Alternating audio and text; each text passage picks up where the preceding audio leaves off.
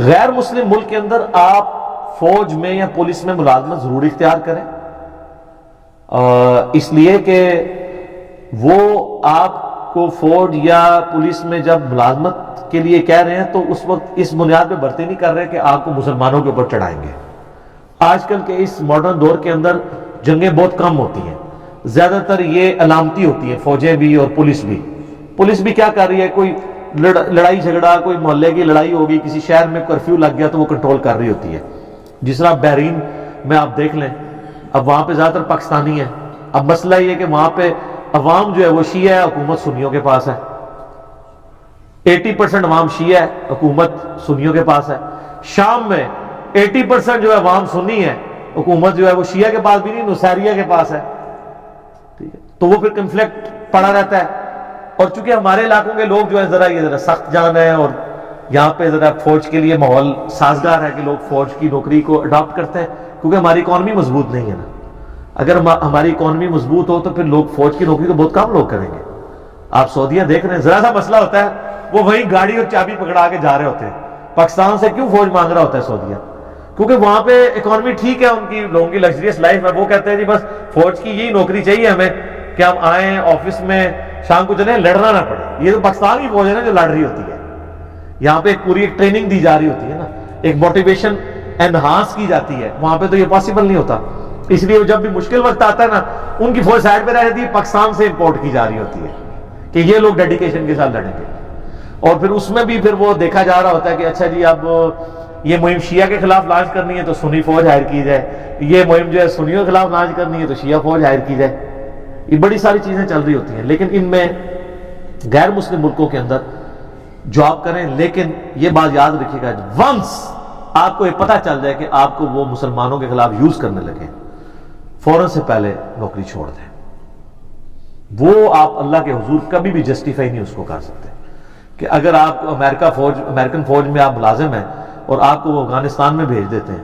سر اب تو افغانستان میں آنے والے فوجیوں کی کتنی ویڈیوز آ چکی ہیں جنہوں نے کہا کہ ہم نے عراق کے اندر بھی ظلماً مسلمانوں کو قتل کیا ہے، اور یہاں پہ بھی خام خواہ ایک اپنا وہ ایک سپر پاور کا ایکسپلوژن ہے جس کو وہ مینٹین کرنے کے لیے سب کچھ کر رہے ہیں۔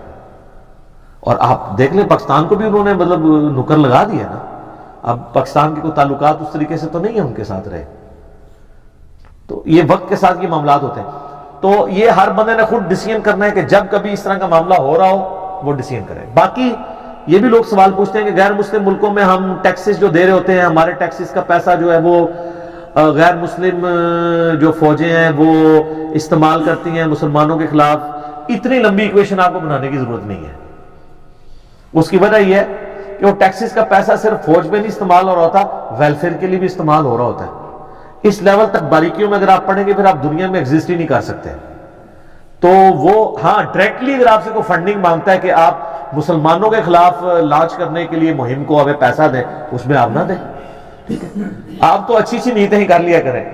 وہ علماء بھی جو آپ کو بتا رہے ہوتے ہیں نا کہ جناب اگر کسی کی حرام کی اور حلال کی کمائی مکس ہے تو آپ کو اگر دعوت میں بلاتے ہیں تو دعوت کھا لیا کرے، اور یہ نیت کیا کریں کہ آپ حلال والے حصے سے کھا رہے ہیں۔ تو آپ یہ نیت کر لیا کریں کہ آپ کا جو پیسہ ہے وہ حلال والے پورشن کے اوپر لگ رہا ہے۔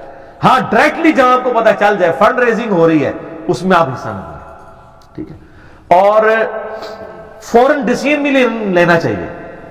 میرے پاس یعنی پاکستان کی فوج میں سے بھی آپ کو پتا آفیسر لیول کے لوگ آتے رہتے ہیں، کئی بار مجھ سے آ کے مشورہ بھی کرتے ہیں کہ جی اب یہ چیز بھی غلط دیکھ رہے ہیں، اب ہم نوکری کریں نہ کریں۔ تو میں ہر ایک کو ایک ہی بات کرتا ہوں، fit in the system, not to oppose the system, fit in the system and then change the system۔ اگر آپ یہ کہہ رہے ہیں کہ جی جس مثلا ایک بات میرے پاس ایک دفعہ ایک کرنل صاحب آئے، وہ کہنے لگے جی کبھی گیدرنگز ہمیں کروانی پڑتی ہیں تو اس میں مکس گیدرنگ بھی ہو جاتی ہے، تو اب باس کا حکم ہوتا ہے ہم کیا کریں؟ تو میں نے کہا آپ اس طرح کریں کہ اب باس کے ساتھ پازیٹیولی چیزوں کو ہینڈل کریں، بات کریں، ہو سکتا ہے آپ کی بات وہ سن لیں۔ بعض اوقات وہ اوپر والا بندہ جو اتنا سیریس بھی نہیں ہوتا دین، اس میں کیجول لے رہا ہوتا ہے۔ پھر وہ مجھے خود بتایا کہ ہاں جی ہم نے ایسی بھی سرمنیز کروائی ہیں جس میں ہم نے مرد و عورت کا سسٹم علیحدہ کیا، بیچ میں پردہ بھی لگایا ہوا تھا۔ تو میں نے کہا آپ تھے بیچ میں تو آپ نے ایکٹیویٹی پرفارم کر کے ایک سینیریو تو کریٹ کیا، اگر آپ بیچ میں نکل جائیں، آپ سے زیادہ کوئی بندہ آ جائے اور اس سے ایک سٹیپ آگے چلے جائے